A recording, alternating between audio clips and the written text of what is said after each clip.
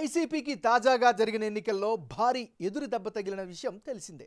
దీంతో ఆ పార్టీ బలోపేతానికి వైఎస్ జగన్మోహన్ రెడ్డి దృష్టి పెట్టారు.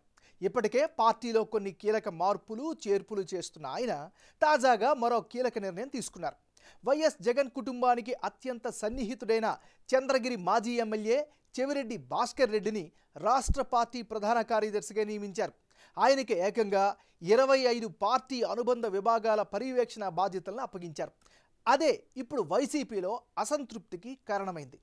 సొంత సెగ్మెంట్లో కొడుకుని గెలిపించుకోలేకపోయిన చెవిరెడ్డి పార్టీ పటిష్టానికి ఏం పనికి వస్తారు అని పలువురు సీనియర్లు ప్రశ్నిస్తున్నారు.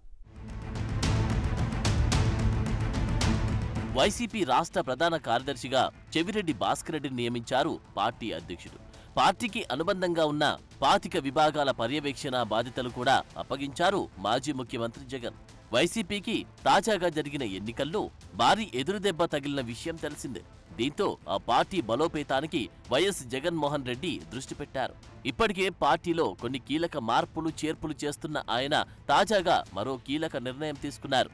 ఆ క్రమంలో జగన్ కుటుంబానికి అత్యంత సన్నిహితుడైన చంద్రగిరి మాజీ ఎమ్మెల్యే చెవిరెడ్డి భాస్కర్ రెడ్డికి కీలక బాధ్యతలు అప్పగించడంపై పార్టీ సీనియర్లు ఆగ్రహం వ్యక్తం చేస్తున్నారు.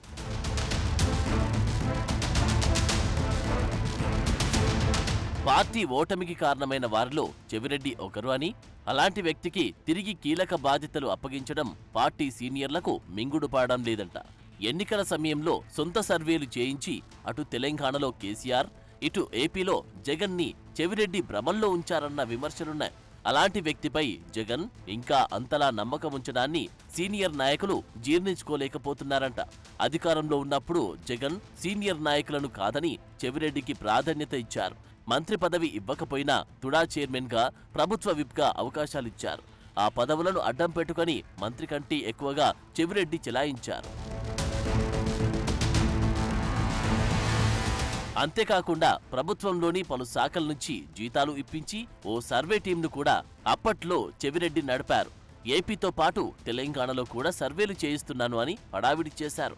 ముఖ్యంగా తిరుపతి, విజయవాడ, హైదరాబాద్లో కార్యాలయాలు ఏర్పాటు చేసి పెద్ద ఎత్తున టీమ్స్ రిక్రూట్ చేసుకుంటూ హడావిడి చేశారు.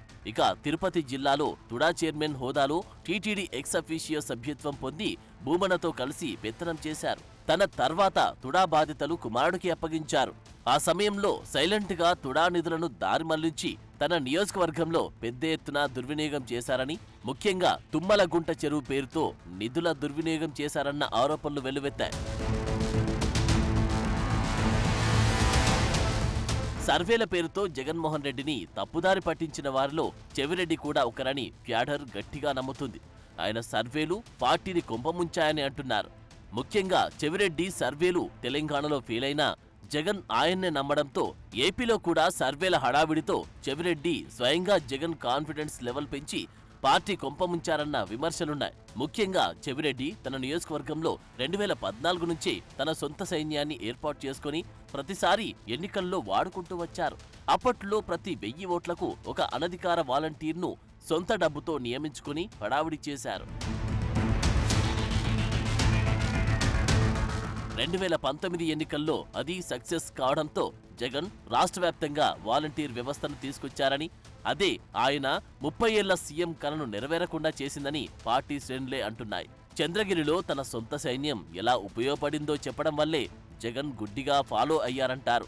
జగన్మోహన్ రెడ్డి కుటుంబానికి వీర విధేయుడని చెప్పుకునే చెవిరెడ్డి ఎన్నికల ఫలితాల తర్వాత హైదరాబాద్, తిరుపతి, అమరావతిలోని తన సర్వే కార్యాలయాలు క్లోజ్ చేసి తర్వాత బెంగళూరు షిఫ్ట్ అయ్యారు.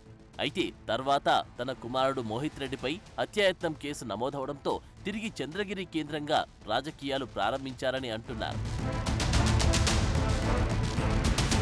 రాయలసీమకు సంబంధించి పెద్దిరెడ్డి తర్వాత సీనియర్ నాయకులైన అనంతపురం మాజీ ఎంపీ అనంత వెంకటరామరెడ్డి, మాజీ డిప్యూటీ సీఎం నారాయణస్వామి, కర్నూలుకు చెందిన కాటసాని రాంభూపాల్ రెడ్డిలు ఉండగా కేవలం శ్రీకాంత్ రెడ్డితో పాటు చెవిరెడ్డిలకు పార్టీలో కీలక బాధ్యతలు అప్పగించడంపై నాయకులు ఆగ్రహం వ్యక్తం చేస్తున్నారంట. సీనియర్లను గౌరవించకుండా, సామాజిక సమతుల్యత పాటించకుండా మరోసారి తమ సొంత సామాజిక వర్గానికి చెందిన భజన పరులకు జగన్ అవకాశమివ్వడం విమర్శల పాలవుతోంది.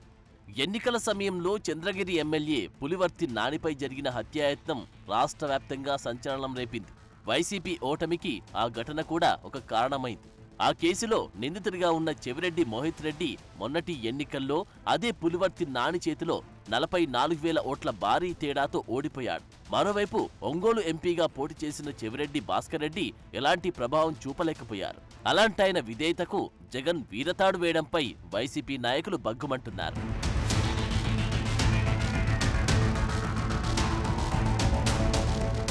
చెవిరెడ్డి సర్వేలు నమ్మి జగన్ చాలా చోట్ల అభ్యర్థులను మార్చేశారు.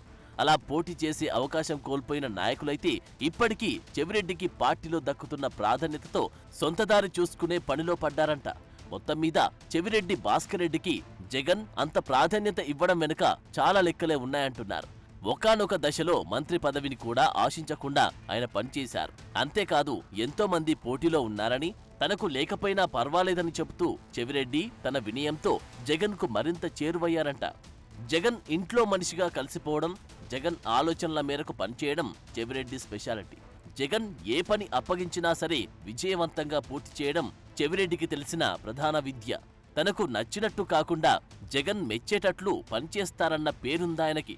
అదికాక మాస్ లీడర్లా కనిపించే చెవిరెడ్డి అనర్గళంగా ఇంగ్లీష్ మాట్లాడతారని, లా చదివి హైకోర్టులో కొన్నాళ్లు ప్రాక్టీస్ కూడా చేశారన్న విషయాలు చాలా మందికి తెలియదు.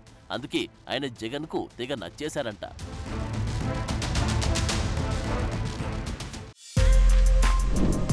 For more videos like this, subscribe Big TV channel.